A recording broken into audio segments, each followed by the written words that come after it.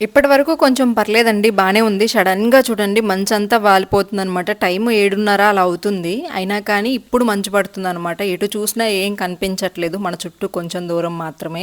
ఆ మంచులోనే నేను కూర్చొని ఇప్పటి వరకు ముగ్గైతే పెట్టాను. వాతావరణం అయితే భలే ఉందండి ఇలా చూస్తూ అర్ధగంట అలా ఉండింది. ఇంక తర్వాత మెల్లిగా సూర్యుడైతే బయటకొచ్చాడు. అప్పుడు కొంచెం ప్రశాంతంగా ఉండిందనమాట. చలైతే విపరీతంగా ఏసింది ఆ మంచుకి. ఇంక నైట్ వీళ్ళైతే ఆ మంచులోనే అక్కడే పడుకొని ఉండిపోయారండి. పొద్దున్న నేను లేచేసరికి టెంట్స్ అవి వేసున్నారు. ఇప్పుడు తీసి వెళ్తూ ఉన్నారనమాట. ఒంటెలు అవి వచ్చాయని రుత్విక్ వాళ్ళు అలాగే చూస్తున్నారు. ఇంక ఈరోజైతే హౌస్ క్లీనింగ్ పెట్టుకున్నామన్నమాట. అంటే వీక్లో వన్స్ అయితే మేము సోఫాలు కానీ అన్నీ పక్కకి జరిపేసి డీప్గా క్లీన్ చేసుకుంటూ ఉంటాము. ఇంకా అలాగా క్లీన్ చేసేసాను. ఇంకా పిల్లలకైతే ఈరోజు టిఫిన్ కింద ఇడ్లీ అయితే పెడుతున్నాను అనమాట. ఒకవైపు టీ పెట్టుకుందామని పాలు కూడా కాగబెట్టి పక్కన పెట్టాను. ఇంకా తర్వాత పనులన్నీ అయిపోయాయండి. లౌక్య అయితే స్కూల్కి వెళ్ళలేదు. లౌక్యకి ఫీవర్ వచ్చిందనమాట. లాస్ట్ వీక్లో ఒకసారి వచ్చింది. ఇంకా సర్లే అని చెప్పి 2 డేస్ రెస్ట్ ఇచ్చి థర్డ్ డే పంపించానండి.